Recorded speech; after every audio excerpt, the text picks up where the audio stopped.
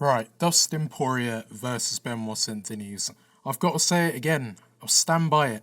I have no idea why this fight was made. There were so many other opponents that they should have been looking at Benoit Saint Denis fighting before Poirier. Yeah, he called him out and Poirier agreed.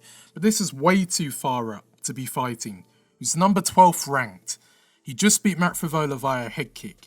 He should be looking at guys like RDA. Okay, he had a fight booked at the time, like a Dan Hooker, for example. If you want to push it and push the boundaries, as some people would say, go with a Beneil Dariush, but not look at a Dustin Poirier already, way too high up. But don't get me wrong, he put in a good account of himself earlier on. I don't think it was the fight IQ that was an issue. I think it was more of an issue of like a skill gap in the opponent. Not like low IQ fighting, because he did the right thing by going out there looking to wrestle with Poirier, because you'll notice, so look at the Chandler fight. He was getting beaten up by Chandler before that knockdown near the end, and he was getting like put up against the cage. And Poirier likes to fight with his back up against the cage because he's got the boxing to do it. Not a lot of fighters can do that, but he can do it quite well with the way he's able to move with his shoulder and hold up that like Philly shell at times and just move, and just like small head movements that work that just make the opponent miss by an inch. He was giving away the takedown by not defending it and actually going for like this jumping guillotine. And his coach even told him to stop doing it. And I think one problem with doing this jumping guillotine was, if you keep jumping for guillotines, you will get tired because they are so draining. You better get that guillotine submission, because if you don't, you are putting yourself in a very vulnerable state. So that is a submission where you need to get it, otherwise you're going to tire yourself out. And the fact he did it 3 times, I don't know what he was thinking. I know he's a bit confident because he does it to like Khabib. And although he never actually finished Khabib with it, he tried it. Like, he's got the confidence in his jiu-jitsu.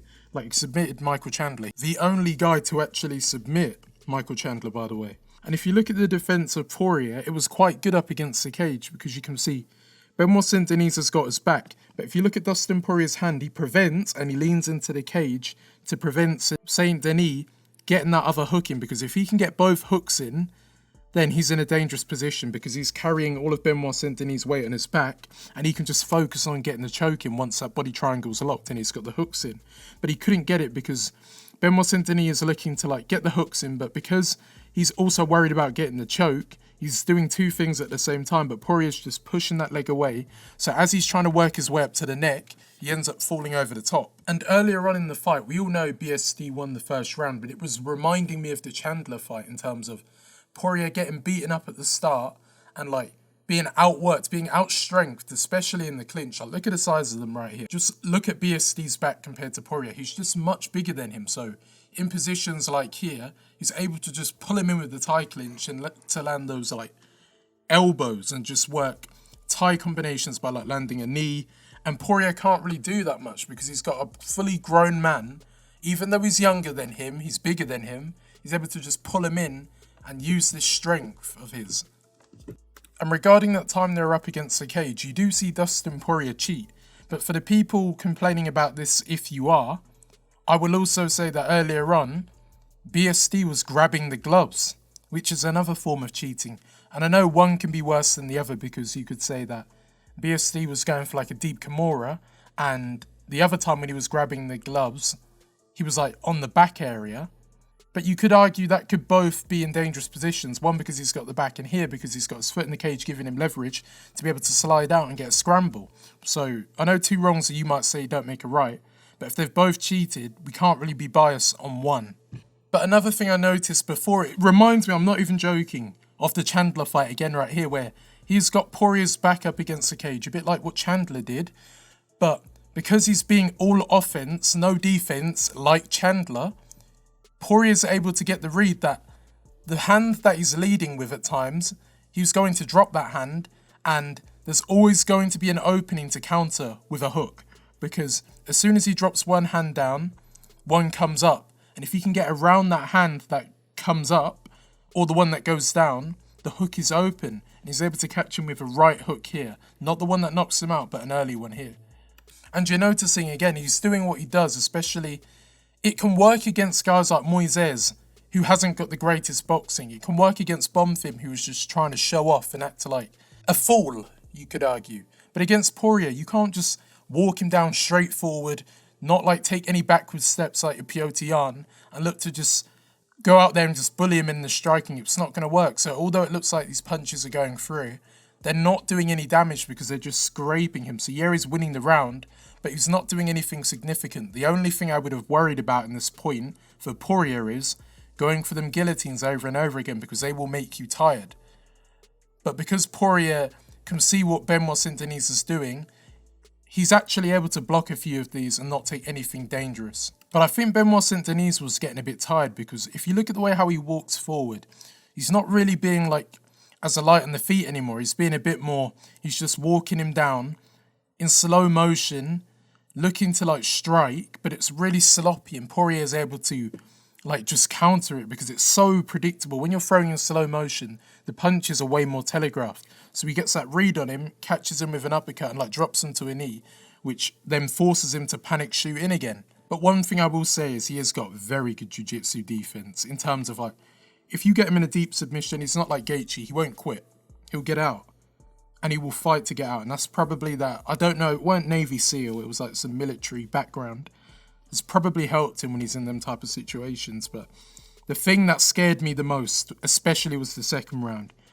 When he passes mount against Poirier, I'm like, this fight could be over, because with Poirier, he can be submitted. It's not impossible. Charles Oliveira has done it. And if you mount him and you are the bigger guy, it's so much easier to submit someone because you're just stronger.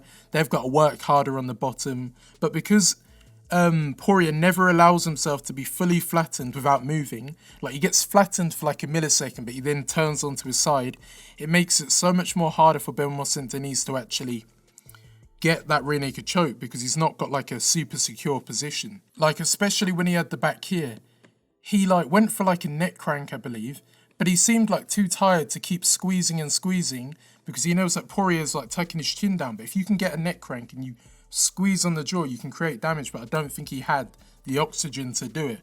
And in this position here, Poirier's able to push one of the legs of Benoit Saint Denis out of the guard, so he hasn't got both of the hooks in, and then he's able to turn into him and then use that to build his way back up to the feet. And you're seeing the difference, because you're seeing Poirier look to defend more than Benoit Saint Denis. It should be the opposite. Benoit Saint Denis should be looking to defend, looking for takedowns, but instead he's doing everything. He wants to be all offensive, without defense by the way, and just look for the takedown, but can't get the takedowns, making himself even more tired for going for the takedowns.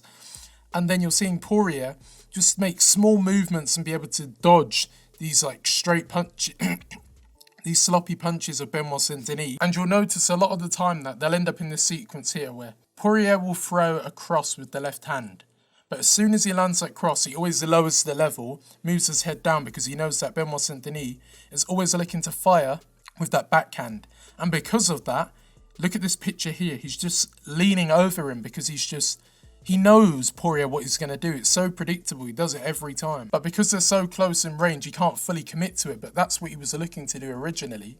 And you're noticing that Benoit Saint Denis, again, hand is not tucked near his chin. Against Poirier, you need to have a tighter guard, because you're just walking him down, and he's young and he'll learn from this. But it was just the complete mismatch is what I'm showing you here, because he's not keeping that guard up. This is just easy for Poirier on the feet to counter with the like left hand.